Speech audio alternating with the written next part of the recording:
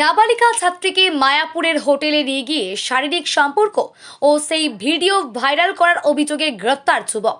মায়াপুরের হোটেলে এক নাবালিকার সাথে শারীরিক সম্পর্ক করে সেই ছবি ভাইরাল করার অভিযোগে গ্রেফতার এক যুবক।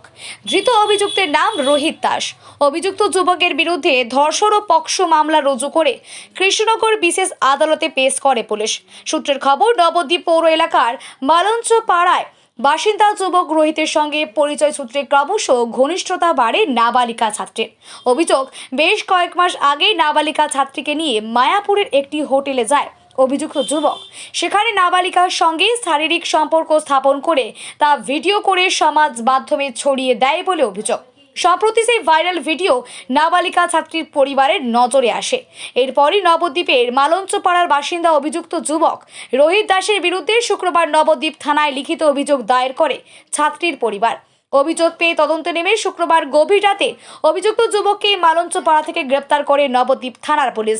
যদিও ভাইরাল ভিডিওর বিষয়টি অস্বীকার করে অভিযুক্ত যুবক, পাশাপাশি মোবাইলে ভিডিও তোলার বিষয়টি স্বীকার করলেও ভাইরাল করেনি বলে দাবি অভিযুক্তের।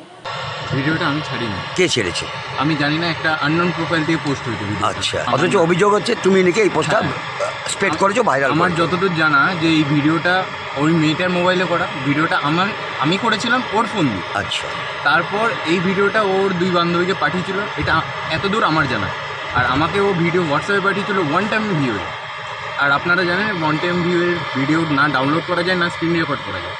তাও তার উপর দিয়ে অভিযোগ উঠলো, সেগুলো নিয়ে যাচাই করা হলো, তো সেখানে কোনো তো প্রমাণ পাওয়া গেল না। তারপর আমার উপরে পক্সো কেস দেওয়া হলো সেটা করে।